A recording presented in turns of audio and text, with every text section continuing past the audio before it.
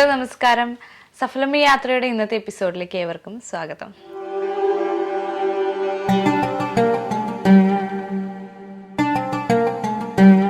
ഞാനിന്ന് ഷാർജ മുത്തീന എന്ന പ്രദേശത്താണ്.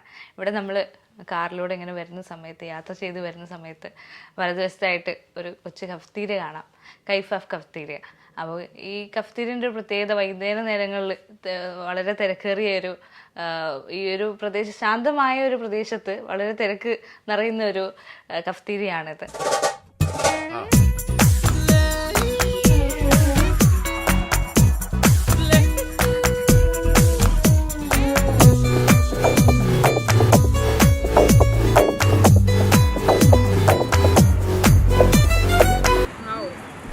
വന്ന സമയത്ത് ഇവിടുത്തെ മാനേജിങ് പാർട്ട്ണറായിട്ടുള്ള ഈ ഒരു കൈഫഫ് കഫ്തീരിയ ഗ്രൂപ്പിൻ്റെ മാനേജിങ് പാർട്ട്ണറായിട്ടുള്ള അൻസാറൊക്കെയാണ് നമ്മൾ പരിചയപ്പെട്ടത്.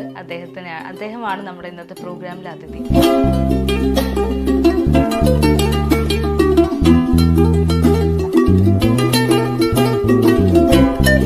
അപ്പോൾ നമുക്ക് അദ്ദേഹത്തിൻ്റെ വിശേഷങ്ങൾ ചോദിച്ചറിയാം. 15 വർഷമായി അദ്ദേഹത്തിൻ്റെ പ്രവാസ ജീവിതം നടന്നുകൊണ്ടിരിക്കുകയാണ്. 2010 ആദ്യമായി 20 വയസ്സിൽ യുഎഇയിലെത്തുകയും അതിനുശേഷം കഫ്തീരിയ ജോലിയിൽ തന്നെ തുടർന്ന് അദ്ദേഹം ഇപ്പോൾ കഫ്തീരിയ ബിസിനസ് സ്റ്റാർട്ട് ചെയ്ത് 6-7 വർഷത്തോളം സക്സസ്ഫുള്ളായി കൊണ്ടുപോയിക്കൊണ്ടിരിക്കുകയാണ്. അപ്പോൾ എങ്ങനെയാണ് കൈഫഫ് കഫ്തീരിയ ഗ്രൂപ്പിലേക്ക് അദ്ദേഹം എത്തിച്ചേർന്നത്, എങ്ങനെയാണ് ഒരു പ്രവാസ ജീവിതത്തിലേക്ക് ആദ്യമായിട്ട് അദ്ദേഹം കാലെടുത്ത് വെക്കുന്നത്, ഈ യുഎഇയിൽ അദ്ദേഹത്തിൻ്റെ ജീവിതത്തെ പറ്റിയെല്ലാം നമുക്ക് ചോദിച്ചറിയാം. കഫ്തീരിയ വിശേഷങ്ങളും നമുക്ക് ചോദിച്ചറിയാം. ഞാൻ അൻസാർക്ക് ഈ പ്രോഗ്രാമിലേക്ക് ഹാർദവമായി സ്വാഗതം ചെയ്യുകയാണ്. നമസ്കാരം. നമസ്കാരം. എന്തൊക്കെയുണ്ട് വിശേഷങ്ങൾ? നല്ല വിശേഷമാണ്. കോഴിക്കോട് കുറ്റ്യാടിയാണ് സാറിന്റെ സ്ഥലം അല്ലേ? നാദാപുരം തന്നെ പറയാം. നാട്ടില് ഒരു ഓർമ്മകൾ എന്തൊക്കെയാണ്? 20 വയസ്സിലൂടെ വരുന്നതിന് മുന്നേ നാട്ടിലൊരു ഓർമ്മ എന്ന് പറയുമ്പോൾ കുട്ടിക്കാലം മുതൽ എന്താണ് സാറിന് നാട്ടിലേക്ക് പിടിച്ചിരുന്ന ഒരു കാര്യം എന്ന് പറയുന്നത്? നാട്ടില് വിദ്യാഭ്യാസം കഴിഞ്ഞതിന് ശേഷം കളി തന്നെ, സ്പോർട്സ് പരമായിട്ടുള്ള കാര്യങ്ങൾ മാത്രം ഇഷ്ടമായിട്ടുള്ളത്. പിന്നെ ഫാമിലി വിശേഷങ്ങള്, സുഹൃത്തുക്കള്. എന്ത് സ്പോർട്സിലാണ് ഏറ്റവും കൂടുതൽ താല്പര്യം? Cricket, volleyball. സ്കൂൾ ലെവലിൽ തൊട്ട് ക്രിക്കറ്റ് ഒക്കെ കളിച്ചു വന്ന വ്യക്തിയാണ്. പിന്നെ എന്തുകൊണ്ട് അതിൽ തുടരാണ്ട് പ്രവാസ ലോകത്തേക്ക് വന്നു? ബിസിനസ് തന്നെ നമ്മളെ ഉദ്ദേശം. വരുന്ന വഴിക്ക് തന്നെ അതായിരുന്നു, എങ്ങനെയും ബിസിനസ് ചെയ്യാം. ക്യാഷ് മാത്രമല്ല, അതിലൊരു ഇൻട്രസ്റ്റ് ഉണ്ടായിരുന്നു പണ്ട് മുതൽ. അങ്ങനെ ദുബായിലോട്ട് കയറിയതാണ്. സാറിന്റെ പാരന്റ്സ് ഒക്കെ ബിസിനസ് ചെയ്യുന്നവരാണോ? അല്ല, എന്റെ പേരൻസ് നോർമലി ബിസിനസ് അല്ല. ഫാമിലിയില് ബിസിനസ് തുടങ്ങുന്നത് ആദ്യമായിട്ട് സാർ തന്നെയാണോ? എന്ന് പറയാം. എന്റെ വീട്ടില്, സാറിന്റെ വീട്ടില്. സാറിന്റെ ഉപ്പാന്റെ ഉമ്മാന്റെ പേരെന്താണ്? അമ്മ ഫാത്തിമ. അവര് ഒരു ഗൈഡൻസ് ഉണ്ടായിട്ടുണ്ടോ? ബിസിനസ് തുടങ്ങുന്ന സമയത്തായാലും പ്രവാസ ലോകത്തേക്ക് വരുന്ന സമയത്തായാലും അവര് ഗൈഡ് ചെയ്തിരുന്നു? അത് തീർച്ചയായിട്ടും അവരുടെ സപ്പോർട്ടോട് തന്നെ ആയിരിക്കില്ല വരുന്നുണ്ടാവുക. ഫസ്റ്റ് വരുന്നതല്ലേ. ഇപ്പോഴും അവരെ ഉപദേശങ്ങളും കാര്യങ്ങളും കിട്ടാറുണ്ട്? തീർച്ചയായിട്ടും. സഹോദരന്മാര്? ഇല്ല, സഹോദരിമാര് 2 പേരുള്ള. 2 പേരാ? സഹോദരന്മാരില്ല. ഇല്ല, 2 സഹോദരിമാര്. അവരുടെ പേരെന്തൊക്കെയാണ്? ഒന്ന് റഷീദ, മൂത്തവള്, പിന്നെ സഫീറ. അവരൊക്കെ നാട്ടിൽ തന്നെ വിവാഹ ജീവിതമായിട്ട് സെറ്റിൽഡ് ആയിട്ട് കഴിയുന്നു. അപ്പൊ ആദ്യമായിട്ട് കുടുംബത്തിന് പ്രവാസ ലോകത്തേക്ക് വരുന്നു. ഉപ്പ സൗദിയിലാണെന്ന് പറഞ്ഞിരുന്നു അല്ലെ മുന്നേ? ഉപ്പ വന്ന് കുറച്ചു കാലം നിന്നതിന് ശേഷം നാട്ടിൽ പോയി അവരുടേതായ ലോകത്ത്. സാർ ആദ്യമായിട്ട് ഇവിടെ വരുന്ന സമയത്ത് കഫ്തീരിയ ബിസിനസ് ആണെന്ന് പറഞ്ഞു. അപ്പൊ എന്തായിരുന്നു ആ ഒരു അനുഭവം, ഓർമ്മകൾ എന്തൊക്കെയാണ് ആ സമയത്ത്? അന്ന് ബിസിനസ് അല്ലായിരുന്നു, ജോലിക്കായിട്ട് വന്നതാണ്. 2 വർഷം ജോലി ചെയ്തു ഈ ഫീൽഡിൽ തന്നെ അല്ലേ? അതെ, കഫ്തീരിയയിൽ ജോലി ചെയ്തു. ജോലി ചെയ്യുമ്പോഴും ഇൻട്രസ്റ്റ് കൂടിയിട്ടേ ഉള്ളൂ, കുറഞ്ഞിട്ടില്ല. 2, 3, 4 വർഷത്തോളം ജോലി തന്നെ തുടർന്നു പോകുന്നു. പിന്നെ സാഹചര്യം അനുകൂലമായി വന്നു, ബിസിനസ്സിലേക്ക് ഇറങ്ങി എന്ന് പറയാം. ആദ്യം 750 ദിർഹംസിന് ജോലിക്ക് കയറിയിട്ട് അവിടെ ഒരു കഫ്തീരിയയിൽ നിന്ന് അവിടുത്തെ കാര്യങ്ങളൊക്കെ പഠിച്ച് വന്നതാണ്.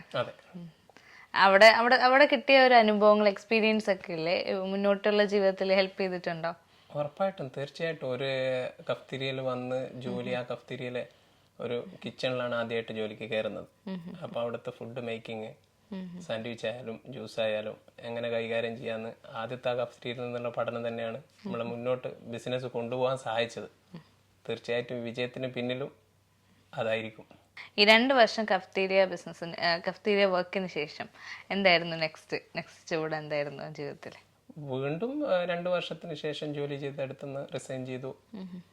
ആദ്യമായിട്ട് ജോലിക്ക് നിന്നത് അബുദാബിയിലാണ്, ചോയ്സ് ബർഗർ എന്ന കഫ്തീരിയയിൽ. അവിടെ നിന്ന് മാറി അമ്മുൽ കോയിലെത്തി. അവിടെ വിന്നേഴ്സ് എന്ന കഫ്തീരിയയിൽ വീണ്ടും കയറുകയാണ് ചെയ്തത്. അവിടെ നിന്ന് പിന്നെ ലൈസൻസ് ഒക്കെ എടുത്തു. പുറത്തൊക്കെ ഇറങ്ങണമെന്നുള്ളൊരു ചിന്ത വന്നു. അവരുടെയൊക്കെ സഹായം ഉണ്ടായിട്ടുണ്ട്. എവിടെ നിന്നിട്ടുണ്ടോ ആ കഫ്തീരിയയിലൂടെ അവരുടെ പാർട്ട്നേഴ്സിൻ്റെയും ഓണർമാരുടെയും ഒക്കെ സപ്പോർട്ടോട് കൂടെ തന്നെ 3-4 വർഷത്തിന് ശേഷം ആണ് നമ്മൾ ഈ ഗ്രൂപ്പുമായിട്ട് ബന്ധപ്പെടുന്നതും അവരുമായിട്ട് സംസാരിക്കുന്നതും പിന്നെ അതിൻ്റെ ഇടയിൽ ബിസിനസ്സിലോട്ട് ഇറങ്ങുക ചെയ്തത്.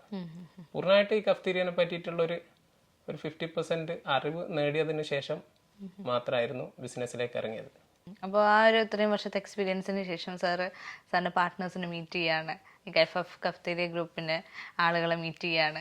ആ ഒരു തുടക്കകാലം എങ്ങനെയായിരുന്നു? അവരെ മീറ്റ് ചെയ്യുന്നത് എങ്ങനെയാണ്? ആ ഒരു സിറ്റുവേഷൻ എങ്ങനെയായിരുന്നു? സുഹൃത്തുക്കൾ തന്നെ ആയിരുന്നു പണ്ട് മുതലേ. അവരോടൊക്കെ ഉള്ള ബന്ധവും ഇഷ്ടവും സ്നേഹവും അവരുടെ സഹകരണവും ഒക്കെ ഒത്തുകൂടിയിട്ട് തന്നെയാണ് മുന്നോട്ട് പോകുന്നത്. അതിപ്പോയി അങ്ങനെ തന്നെ. സാറിന്റെ നാട്ടുകാർ തന്നെയാണല്ലോ, നാദാപുരം സ്വദേശികൾ തന്നെയാണ് അവിടെ. അവരുടെ പേരൊക്കെ ഒന്ന് പറയാവോ? ഒന്ന് ജംഷി, പിന്നെ റഷീദ് ഖാൻ, പിന്നെ സാദിഖ്. ഒരു 3 പേരാണ്. 4-മൻ സാറാണ്. അപ്പൊ ഇവര് ഈ തലമുറകളായിട്ടുള്ള ഒരു ബിസിനസ് ആയിരുന്നു ഇത്. ആ ഒരു ചെയിനിന്റെ ഒരു പാർട്ടാണ് ഈ തീർച്ചയായിട്ടും. അവര് തലമുറയായിട്ട് ജബലന്നൂർ എന്നുള്ള ഒരു കഫ്തീരിയ അവരുടെ ഫാദേഴ്സ് ഒക്കെ പാർട്ട്നേഴ്സ് ആയിട്ട് തുടങ്ങി വെച്ച കഫ്തീരിയ ആയിരുന്നു. അതിന്റെ വേറൊരു വേർഷനായിട്ട് ഈ സാൻഡ്വിച്ച് ജ്യൂസ്, അതൊരു ഹോട്ടൽ മേഖലയായിരുന്നു. ഇത് യഥാർത്ഥത്തിൽ കഫ്തീരിയാണ്. ഈ പേര് അതിൽ നിന്ന് തന്നെ ഉത്ഭവിച്ചു വന്നതാ. അവരുടെ കാലം മുതലേ ഉള്ളത് തന്നെയാണ്. നമുക്കിതിൽ എത്താൻ പറ്റിയത് ഭാഗ്യം എന്ന് പറയാം. അവരായിട്ടുള്ള ബന്ധം സ്ഥാപിക്കാനും അവരുടെ കൂടെ ചേർന്ന് ഒരു സുഹൃത്തുക്കളുടെ കൂടെ ബിസിനസ് തുടങ്ങാനും ഒരു വളരെ ഹെൽപ്പ് ചെയ്തു. ഒരു സാഹചര്യങ്ങൾ വളരെ ഹെൽപ്പ് ചെയ്തു അല്ലേ? ദൈവാനുഗ്രഹം കൂടെ ഉണ്ടായിരുന്ന ആ ഒരു സമയത്ത്. ഉറപ്പായിട്ടും എല്ലാ സമയത്തും ഉണ്ടായിട്ടും ബുദ്ധിമുട്ടുകളൊന്നും ഇല്ലാത്ത. പിന്നെ ഏതൊരു കാര്യത്തിനും വിദേശത്തൊക്കെ വന്നിട്ട് നമുക്കൊരു സപ്പോർട്ട് ഇല്ലാതെ കാര്യങ്ങൾ മുന്നോട്ട് നീക്കുമെന്ന് വെച്ചാൽ അതൊരു ബുദ്ധിമുട്ടായിരിക്കും. സുഹൃത്തുക്കളായിട്ട് സഹകരണത്തോടെ മുന്നോട്ട് പോകുമ്പോൾ ഒരുപാട് കാര്യങ്ങളിലെത്താൻ സാധിക്കുമെന്ന് വിചാരിക്കണം. സുഹൃത്ത് ബന്ധത്തിന്റെ ആഴം മനസ്സിലാക്കുകയാണെങ്കിൽ നിങ്ങളുടെ ഈ ഒരു വളർച്ച കണ്ടാൽ തന്നെ മനസ്സിലാവും. ആ ഒരു സ്റ്റാർട്ടിങ് പോയിന്റ് നിന്ന് ഇത്രത്തോളം 6-7 വർഷം 8 വർഷത്തോളം ഉള്ള ഒരു ഹാർഡ് വർക്കിന്റെ റിസൾട്ടായിട്ട് നിങ്ങളുടെ ഒരു ബന്ധത്തിന്റെ ആ ഒരു ഉറച്ച ബന്ധത്തിന്റെ കാരണം കൊണ്ട് തന്നെ ഇത്രയും നല്ല നിലയിൽ എത്താൻ പറ്റിയിട്ടുണ്ട് എല്ലാവർക്കും. സുഹൃത്ത് ബന്ധം തന്നെയാണ് ഇതിനൊക്കെ കാരണം എന്ന് വിശ്വസിക്കുന്നവനാണ് ഞാൻ. എല്ലാ അർത്ഥത്തിലും ഇവിടുത്തെ നിയമങ്ങളും കാര്യങ്ങളും എല്ലാം അവരുമായിട്ട് ചർച്ച ചെയ്ത് മുന്നോട്ട് പോകുമ്പോൾ അതൊരു ഈസി ആയിട്ട് തോന്നും. പിന്നെ ഒരാൾ ചെയ്യുന്നതിലും എപ്പോഴും ഒരു 3-4 ആളുകൾ ഉണ്ടാകുമ്പോൾ റിസ്ക് കുറയുകയും ചെയ്യും. ഒരു ബാക്ക് സപ്പോർട്ട് ഉണ്ടാവും നമുക്ക്. അതാണ്. വീഴ്ന്ന് പോകില്ല, നമുക്ക് താഴ്ന്നു പോകില്ല. എന്തൊക്കെ ചലഞ്ചസ് ഉണ്ടെങ്കിൽ അവർ കൂടെ ഉണ്ടാവും അല്ലേ? എല്ലാവരും അതങ്ങനെയാണ്. ആർക്കും എന്ത് പ്രശ്നം വന്നാലും കൂടെ ഉണ്ടാവും എന്നുള്ള വിശ്വാസം തന്നെയാണ് എല്ലാവരുടെയും. സാർ ഇപ്പോൾ സ്റ്റാർട്ട് ചെയ്ത സമയത്ത് എവിടെയായിരുന്നു ആദ്യത്തെ ബ്രാഞ്ച് ഉണ്ടായിരുന്നേ? ബിസിനസ് സ്റ്റാർട്ട് ചെയ്തത് ഞങ്ങള് റഹ്മാനിയ ഷാർജ തന്നെ ആദ്യത്തെ ബ്രാഞ്ച് അവിടെയായിരുന്നു. പിന്നീട് ഇപ്പോൾ 4 ബ്രാഞ്ചുകളോളം സാറ് ഹാൻഡിൽ ചെയ്യുന്നുണ്ടല്ലേ? എവിടേക്കാണ് ആ ലൊക്കേഷൻ എന്ന് പറയാം? ദുബായ് ഉണ്ട്, ജബലലി ഉണ്ട്, ഷാർജയിലാണ് ബാക്കി. എക്സാക്ട് ലൊക്കേഷൻ നമുക്ക് പ്രഷർ ഇനിയിപ്പോൾ കാണുന്നവര്, ദുബായിലുള്ളവര്, ഷാർജയിലുള്ളവർക്ക് എത്തിപ്പെടാൻ പറ്റുന്ന സ്ഥലങ്ങൾ ഏതൊക്കെയാണ്? ഇപ്പൊ ഒരെണ്ണം നമ്മൾ വന്ന സ്ഥലം മുത്തീനയാണ്, പിന്നെ ഒന്ന് റഹ്മാനിയാണ്, പിന്നെ അജ്മാന് ഹെലിയോ ആണ്, പിന്നെ സോനാപൂർ ഉണ്ട്, ജബലലി ഉണ്ട്. അപ്പൊ ഈ കഫ്തീരിയയിലേക്ക് നമുക്ക് തിരിച്ചു വരാം. ഇവിടുത്തെ വിശേഷങ്ങളിലേക്ക് പോവാം. എന്താണ് മെയിൻ ആയിട്ട്? സാൻഡ്വിച്ച് ഐറ്റം, ജ്യൂസ് ഐറ്റംസ് എന്ന് പറഞ്ഞു. ഇപ്പോൾ മെയിൻ വിഭവങ്ങളെ കുറിച്ച് പറയാമോ? മെയിൻ വിഭവം ഷവർമ, ചായ, സാൻഡ്വിച്ച് എന്ന് വെച്ചാൽ ക്ലബ്ബ്, പിന്നെ ഈ കോംബോ, ബർഗർ, ഈ KFC, പിന്നെ ജ്യൂസ് ഐറ്റംസുകളും എല്ലാം ഉണ്ട്. സ്പെഷ്യൽ ജ്യൂസ്, നമ്മുടെ നാദാപുരം സ്പെഷ്യൽ ഐറ്റംസ് എന്തെങ്കിലും ഉണ്ടോ? എല്ലാം നോർമൽ കഫ്തീരിയയിലുള്ള പോലെ തന്നെ. കോക്ടെയില്, F3 അങ്ങനെ ഓരോരോ ഷോപ്പിൽ ഓരോരോ സ്പെഷ്യൽ ഉണ്ടാവും. എന്തായാലും അതൊരു പേരിൽ മാത്രമേ ഉള്ളൂ. ബാക്കിയുള്ളതൊക്കെ നോർമലായിട്ട് എന്തെങ്കിലും ലഞ്ച് ഐറ്റംസ് എന്തെങ്കിലും കൊടുക്കുന്നുണ്ട്? ലഞ്ച് ഡിന്നർ അങ്ങനെ സ്പെഷ്യൽ സാൻഡ്വിച്ച് തന്നെയാണ് മെയിൻ ആയിട്ടുള്ളത് അല്ലേ? സാൻഡ്വിച്ച്, ജ്യൂസ്, ചായ. അപ്പൊ അറബി കസ്റ്റമേഴ്സ് ആണ് ഏറ്റവും കൂടുതൽ വന്ന് കഴിക്കുന്നത് നമ്മുടെ മലയാളീസിനെക്കാട്ടും? അതെ അതെ, തീർച്ചയായിട്ടും. ഗഫൈഫിന്റെ കസ്റ്റമർ നോർമലി കൂടുതലും അറബികളാണ്. എന്താ അതിന്റെ ഒരു പ്രിപ്പറേഷൻ എങ്ങനെയാണ്? എന്തൊക്കെയാണ് അതിൽ ഇൻക്ലൂഡ് ആയിരിക്കുന്ന ഇൻഗ്രീഡിയൻസ്? അല്ല, ഞങ്ങൾ സാൻഡ്വിച്ച്, ജ്യൂസ് എന്നുള്ള സാധനങ്ങളൊക്കെ അറബികളുടെ ഇടയിൽ നല്ല പേരുള്ള സംഭവമാണ്. ഗഫൈഫിന്റെ സാൻഡ്വിച്ച് ആയാലും ജ്യൂസ് ആയാലും അറബികൾക്കിടയിൽ നല്ലൊരു ഫേമസ് ആണ്. അപ്പോൾ ഇവിടെ ക്ലബ് സാൻഡ്വിച്ചുകളായാലും പിന്നെ സാറ് പറഞ്ഞു പൊറോട്ട റോള് കാര്യങ്ങളൊക്കെ ഉണ്ടല്ലേ? ഡിഫറെന്റ് ടൈപ്സ് ഓഫ് പൊറോട്ട റോളുകൾ. പൊറോട്ട പറഞ്ഞാൽ നമ്മുടെ നാടൻ പൊറോട്ടയാണ് ശരിക്കും. അതെ, ആ പൊറോട്ടയാണ് അറബികൾക്കും കൂടുതൽ ഇഷ്ടം. അതെ, ഫ്രഷ് പൊറോട്ട പാക്കറ്റൊക്കെ വരുന്നുണ്ട്, പക്ഷെ ഞങ്ങളുടെ കമ്പനിയിലെല്ലാം ഫ്രഷ് ആയിരിക്കും. സാറും ഫാമിലി ഒക്കെ വരുന്ന സമയത്ത് ഇവിടെ തന്നെയാണ് ഫുഡ് കഴിക്കുന്നത് അല്ലേ? തീർച്ചയായിട്ടും. അപ്പോൾ ഗൾഫ് ഓഫ് ഖത്തറിൽ വരുന്നവർക്കൊക്കെ ഫ്രഷ് ആയിട്ട് ഫുഡ് കഴിക്കാം, ധൈര്യമായിട്ട് കഴിക്കാം. തീർച്ചയായിട്ടും. ഫാമിലിനെ കുറിച്ച് പറയുകയാണെങ്കിൽ സാറിന്റെ ഫാമിലി ഇവിടെ ഈ അടുത്ത് വരെ ഉണ്ടായിരുന്നു, സാറിന്റെ കൂടെ തന്നെ ഉണ്ടായിരുന്നു അല്ലേ? വൈഫിന് പേരെന്താണ് സാർ? വൈഫ് മുംതാസ്. മുംതാസ് എന്നാണ് പേര്. 2 കുട്ടികളുണ്ട്, ഒരാൾ മുഹമ്മദ്, ഒരാൾ ആയിഷ. ചെറിയ മക്കളാണ്. വിവാഹശേഷം ഇവരെ ഇങ്ങോട്ട് കൊണ്ടുവരികയായിരുന്നോ? അതെ അതെ, അതിന്റെ ശേഷം കൊണ്ട്. അതായത് ബിസിനസ് തുടങ്ങിയതിന് ശേഷമായിരുന്നു വിവാഹം സാറിന്റെ? അല്ല, അതിനു മുന്നേ വിവാഹം കഴിച്ചു. അത് ഇവിടെ ജോലി ചെയ്യുന്ന സമയത്ത് തന്നെ വിവാഹം കഴിക്കുകയാണ്.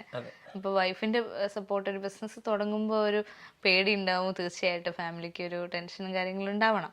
അപ്പൊ ആ ഒരു സമയത്ത് ഉണ്ടായിരുന്നു. ഞാൻ ജോലി ചെയ്യുന്ന സമയത്തൊക്കെ അവരോട് ഉണ്ടായിരുന്നു, അതിനുശേഷം ഉണ്ടായിരുന്നു. പോയത്. സാറിന്റെ ഒരു വിഷനെ കുറിച്ച് നമ്മളോട് പറഞ്ഞില്ല, എന്താണ് ഒരു ഫ്യൂച്ചർ പ്ലാൻ? ഇനി ഫ്യൂച്ചർ പ്ലാൻ അതൊരു വലിയ ചോദ്യചിഹ്നമാണ്. ഈ ബിസിനസ് തന്നെ എൻ്റെ ജീവിതത്തിൽ ഭയങ്കര ഹാപ്പിയാണ്. എപ്പോഴും ഇത് മുന്നോട്ട് പോകാന്നുള്ളത് തന്നെയാണ് ഫ്യൂച്ചറിലുള്ള പ്ലാൻ. ഒരിക്കലും റിഗ്രറ്റ് ചെയ്യാത്തൊരു ഡിസിഷൻ ആയിരുന്നു ഈ ബിസിനസ് തുടങ്ങുന്നത് അല്ലേ? തീർച്ചയായിട്ടും. ഇതൊരു ഇഷ്ടം കൂടിയാണ്, നമ്മുടെ ചോയ്സ് തന്നെയാണ്. ഇതിലൊരിക്കലും ഒരു നിരാശ തോന്നിയിട്ടൊന്നുമില്ല. ജോലി ചെയ്യുമ്പോഴും തോന്നിയിട്ടില്ല, ബിസിനസ്സിൽ എത്തിയിട്ടും തോന്നിയിട്ടില്ല, ഒരിക്കലും ഒരു നിരാശ തോന്നിയിട്ടില്ല. അപ്പൊ ഒരു പാഷനോടെ കൊണ്ടുപോകാൻ സാധിച്ചുകൊണ്ടാണ് ഈ ഒരു വിജയത്തിലെത്താൻ സാധിച്ചത്. ഇനിയും പുതിയ പുതിയ കഫ്തീരിയകളും റെസ്റ്റോറൻറ്റുകളും തുടങ്ങി മുന്നോട്ട് പോകണമെന്നാണ് ആഗ്രഹം. ഉറപ്പായിട്ടും. അതിന് എല്ലാവിധ ആശംസകളും നൽകുന്നത് sir. Thank you so much. ഇന്നത്തെ എപ്പിസോഡ് തീർച്ചയായും നിങ്ങൾക്ക് ഏവർക്കും ഇഷ്ടപ്പെട്ടെന്ന് കരുതുന്നു. അൻസർക്കാൻ്റെ വിശേഷങ്ങളാണ് നമുക്ക് ഇത്രയും നേരം അദ്ദേഹം പങ്കുവെച്ച് തന്നത്. കാരണം ഒരു ചെറുപ്പക്കാരൻ 20 വയസ്സിൽ ആദ്യമായിട്ട് ഇവിടെ വരികയും അതിനുശേഷം ഒരു പാഷനായിരുന്നു അദ്ദേഹത്തിന് ഈ കഫ്തീരിയ ബിസിനസ് എന്ന് പറയുന്നത്. ആ ഒരു പാഷൻ അദ്ദേഹത്തിനെ എത്തിച്ചിരിക്കുന്നത് ഒരുപാട് പേർക്ക് താങ്ങും തണലുമായ ഒരു 100-100ഓളം ആളുകൾക്ക്, ഇപ്പം എംപ്ലോയീസിന് അവർക്ക് വേണ്ട എല്ലാ കാര്യങ്ങളും ചെയ്തു കൊടുക്കാനും അവർക്കൊരു ജീവിത മാർഗം കൊടുക്കാനും ഈ സ്ഥാപനത്തിലൂടെ അദ്ദേഹത്തിന് സാധിച്ചിട്ടുണ്ട് ഇന്ന്. അപ്പോൾ അദ്ദേഹത്തിൻ്റെ ഒരു വിഷൻ എന്ന് പറയുന്നത് ഇനിയും മുന്നോട്ട് ഒരുപാട് ദൂരം സഞ്ചരിക്കാനുണ്ട്. ഇപ്പോഴും ചെറുപ്പമാണ്, ഇനിയും മുന്നോട്ട് അദ്ദേഹത്തിന് പോകാൻ സാധിക്കട്ടെ എന്ന് നമുക്ക് ആശംസിക്കാം. അതേപോലെ നിങ്ങളേവരും ഇനി വരുന്നവർക്കായാലും ഈ ഒരു മുത്തീന, ഷാർജ വരുന്നവർക്ക്, അതുപോലെ മറ്റു ബ്രാഞ്ചുകൾ അദ്ദേഹം പറഞ്ഞ മറ്റു ബ്രാഞ്ചുകളിലേക്ക് വരുന്നവർക്ക് തീർച്ചയായിട്ടും ഈ കഫ്തീരിയ വിസിറ്റ് ചെയ്യണം. കാരണം നിങ്ങൾക്ക് നല്ല ക്വാളിറ്റിയുള്ള ഫ്രഷ് ആയിട്ടുള്ള വിഭവങ്ങൾ ഇവിടെ റെഡി ആയിരിക്കും. അപ്പോൾ പ്രിപ്പയർ ചെയ്തിരുന്ന ഷവർമയായാലും പൊറോട്ട റോൾസ് ആയാലും ഇവിടുത്തെ സ്പെഷ്യൽ ഐറ്റംസ് ആയാലും റെഡി ആയിരിക്കും.